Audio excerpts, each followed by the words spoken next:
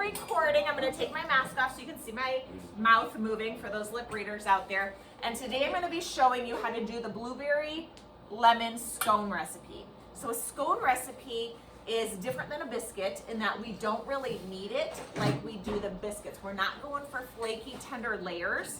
We're doing more of a muffin. You want it light, fluffy, and tender. Okay, so it's more of the muffin method for scones. So the first thing that we need to do is preheat our oven to 425 degrees. Who remembers what the biscuit temperature was?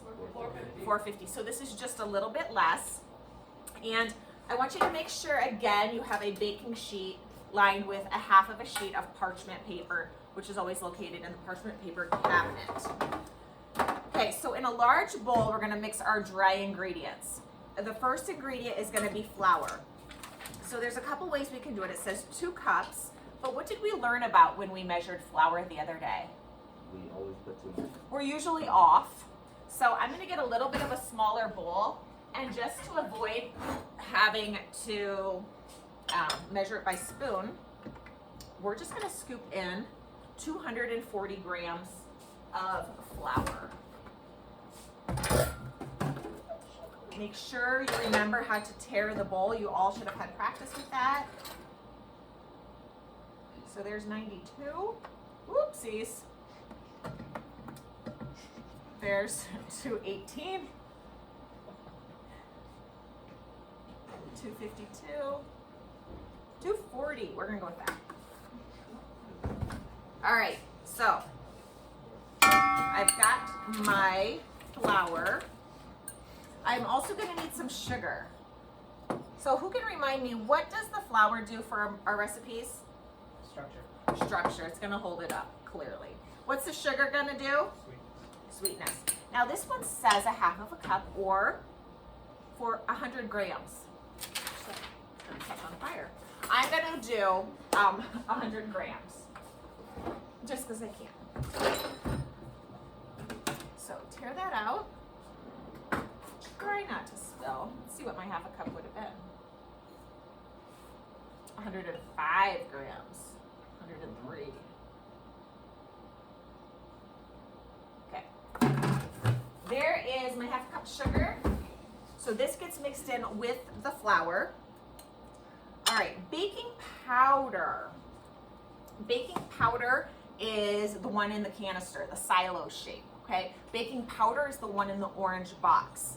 This is what's gonna make our scones rise. And baking powder is activated by what? Who remembers? Heat and moisture, okay? That's why it's called double acting. So it's gonna start reacting as soon as we add some moisture to this, and then it's gonna react again and continue its job in the oven when it's hot. So 1 tablespoon of this. Baking powder is the easy one because it's got this little ledge in it, like straight edge spatula almost built into the container. So we're gonna add our tablespoon and a half of a teaspoon of salt. What's salt gonna do? Enhance the flavor. Yeah, it's just gonna bring out the flavor a little bit. Okay, so half of a teaspoon of that, which is this one.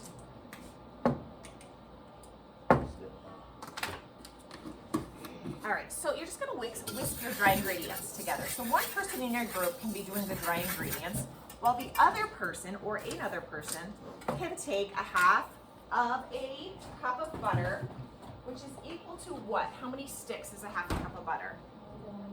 1 whole stick. And just like biscuits, you want to make sure that your butter is not at room temperature. It's got to be cold. So I suggest not touching it a lot, because what are our hands typically? If you're living, they're probably warm. So you want to make sure to not really overhandle the butter, but you are going to cut it into small cubes. Does anybody know how many tablespoons are in 1 stick of butter? 8. So how many tablespoons are in a half of a cup? Yes. How many tablespoons are in a full cup? 16. Very good. Guys, pass. Now, what do you think the point of cutting my butter, my cold butter, into small cubes would be? Easier to mix it in. Yeah. Then you're-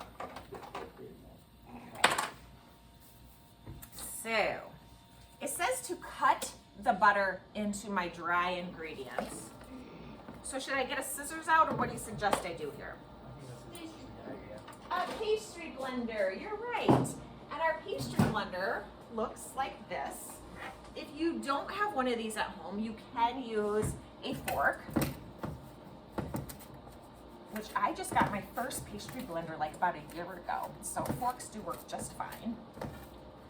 And what I like to do is kind of use the angle of the pastry blender and the edge of the bowl for my advantage. So I just kind of twist the bowl, or turn the bowl and twist my wrist, incorporating all of that fat into the flour. And the point of this is to make sure that every little piece of flour is touching a little tiny piece of fat. That way when the fat melts in the oven, it helps to activate the flour and the baking powder to do its thing.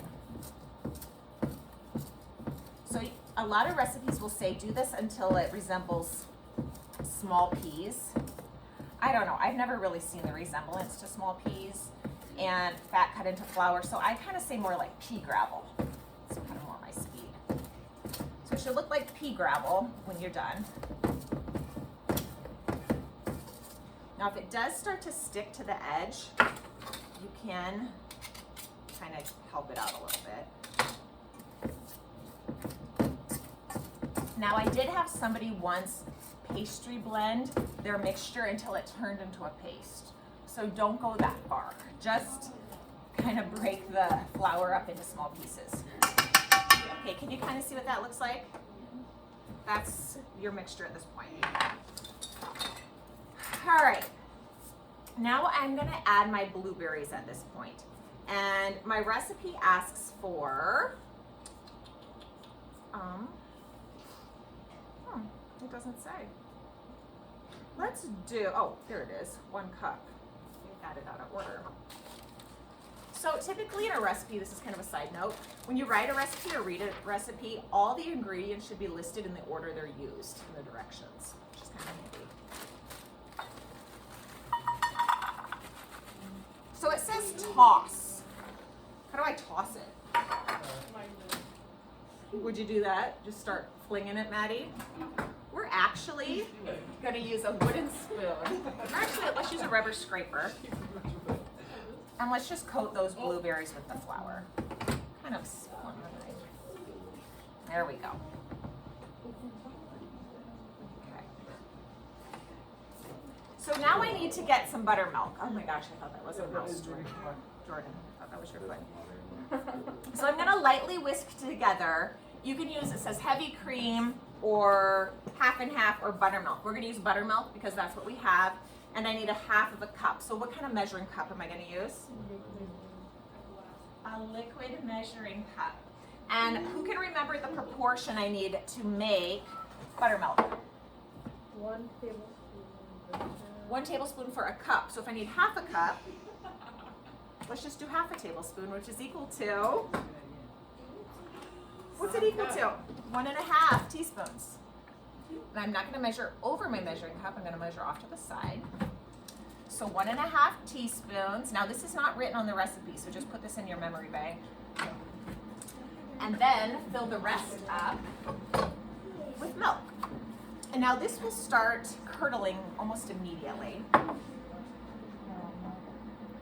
Get eye level with your measuring cup.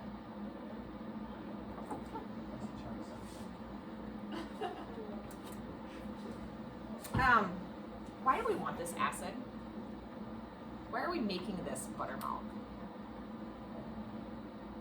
We're not using baking soda, so we don't need it for leavening. Anybody know?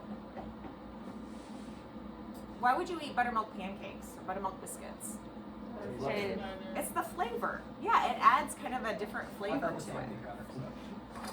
Don't worry, you didn't check it, so it's okay. So I'm also to this going to add a tablespoon of lemon juice for lemon flavor. Now I could have just used some extra lemon to help curdle the milk, but this is just gonna do kind of double duty. Did I say a tablespoon? I did.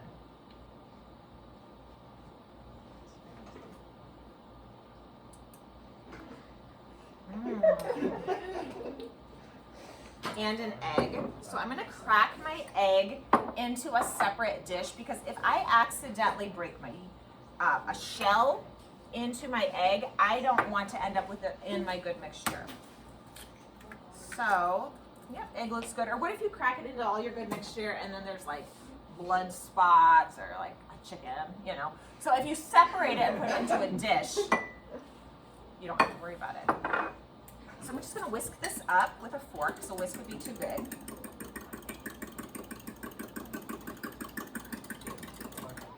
There we go. So bring our dry mixture back over. And it says stir this just until combined. We don't want to overdo it. When you overmix something, it overdevelops the gluten proteins, which makes things tough. So I'm just gonna use my rubber scraper and just gently mix barely until mix until combined. You still might see some specks of flour, and that's fine. Also, if you overmix too much with blueberries, your blueberries will turn the batter purple.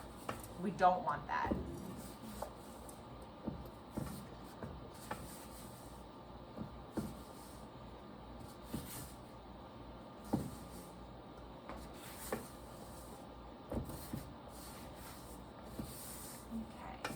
Just about mixed. Okay, so I'm just gonna stop, okay? It's kind of like, have you ever given somebody a haircut? It's like, okay, we're just gonna stop, because if you go too much further, it's gonna get crazy. No? Okay, that's good. So I'm gonna lightly flour my work surface right here. Look at that egg guts. Just go work around it.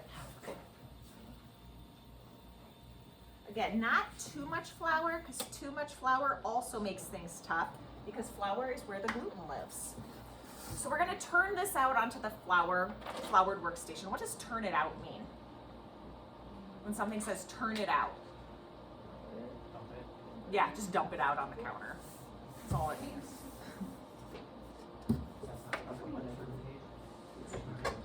Turn it out. All right, so at this point, I'm gonna gently pat this, what did it say, how thick?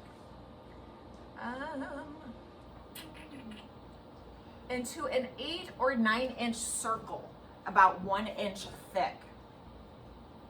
Now, when you guys were doing your biscuits yesterday, I noticed some of you were kind of forgetting to keep it a thick batter or thick dough and getting them pretty thin. So remember about an inch. I'm gonna put just a little bit of this flour on the top. What do you think? Does that look about right? Mm-hmm.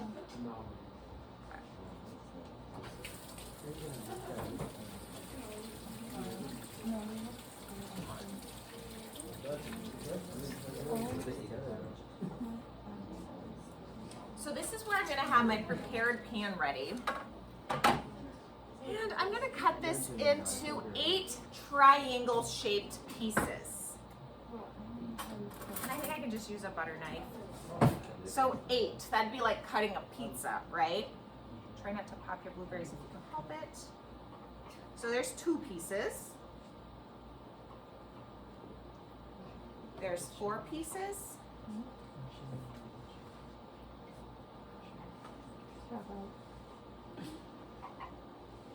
And there's 8 pieces.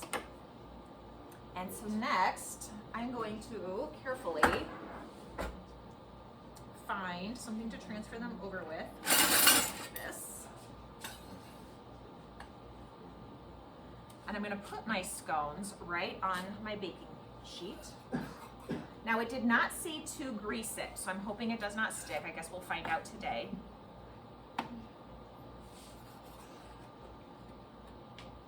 And if you wanted to, you could freeze the batter like this. And once they're frozen, you could put them all in a Ziploc bag and bake them as needed. So that's kind of a fun life hack. You never know when you need a scone. What country do you hear has scones a lot? England. Italy. Yeah, Italy maybe? I was thinking England or Britain, Great Britain. They also have pizza. Yeah, they do have pizza in Italy.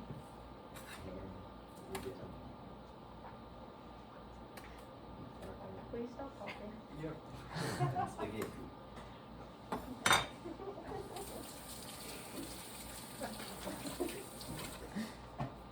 All right, so this is gonna go on the top shelf of our oven.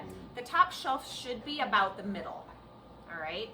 So always try to bake on the middle shelf of your oven. There was a group yesterday who had no choice but to use the bottom rack of their oven, and the bottom's got just a little bit too dark. So always try to go for the middle rack.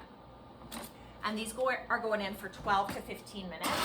And I'm gonna start with 12 and then check it. Always set your timer for the least amount of time because you can always add extra time, but you can't really take time away. So while that's baking, I'm gonna quickly show you how to prepare the glaze. Let me move some of this flour away first.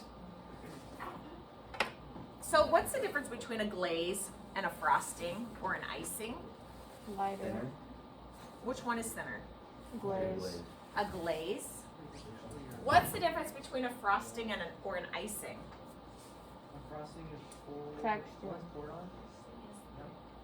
Frosting is thick, Fluffy. fluffy. Any other ideas? I think of icing as what we're gonna put on. It's almost like clear in a sense. It usually doesn't have any fat in it as an icing. Okay, as a frosting, I think of like birthday cake. Okay, kind of thick and creamy and spreadable. As a glaze, or as a, let's see, we're at icing. So frosting is thick birthday cake. Icing, what is icing? Is there a difference? What's the difference? Maddie, what do you think? Wait, difference between icing? Frosting and icing. Oh, icing, like, way thinner. Thinner It's than like- frosting, but not as thin as a glaze. Pourable Right. frosting you like spread on. I think of icing as like what you put on a donut. I don't know. I honestly don't know. I just threw that out there. See if maybe you guys had an idea. If you break I need to Google it one of these there's, days. like, little boxes. When you bite into a donut, like the stuff on top cracks, yeah. So it's not like frosting, or if you bite into a piece of cake, it's gonna just. Anna. Okay. So really the thing about this glaze or any glaze is you can customize a glaze to however you want. So you could do cinnamon roll glaze, you could do banana bread glaze, lemon poppy seed glaze, whatever you want. Because all it is powdered sugar mixed with the flavor you want it to be. So I could do this orange, I could do this lime, I could do this lemon. Because these are lemon blueberry scones, I'm gonna do lemon.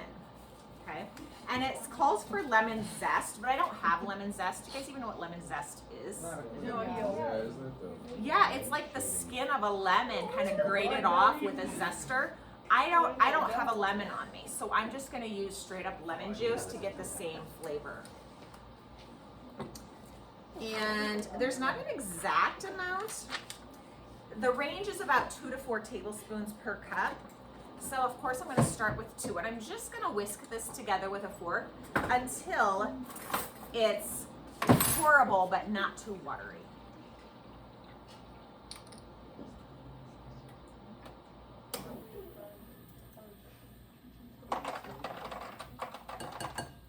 You could even do this with milk, you know, to get more of like a creamier and vanilla or almond extract. So many options. Okay, so there's 2. Let's see what that looks like.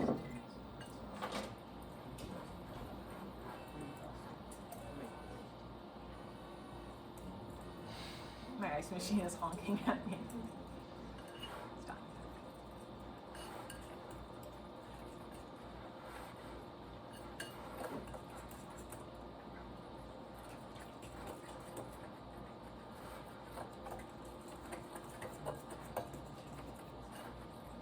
Okay, make sure there's no lumps.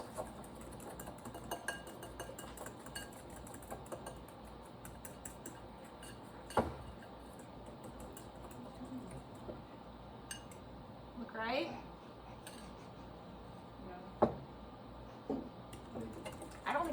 any more.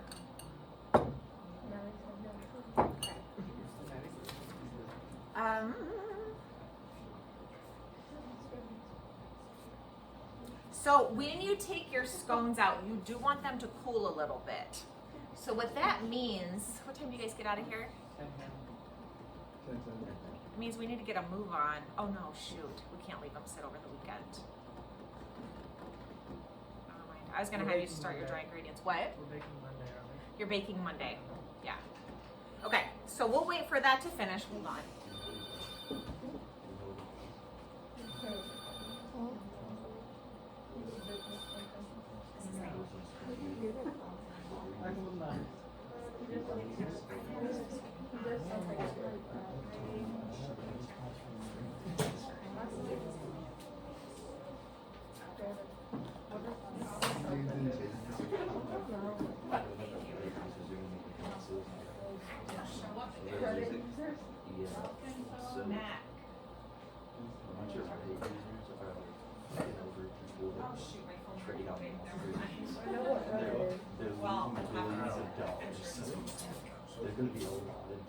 Okay, so while we wait, I'm not going to make you do any work. I feel like you all paid attention, so there shouldn't be any questions.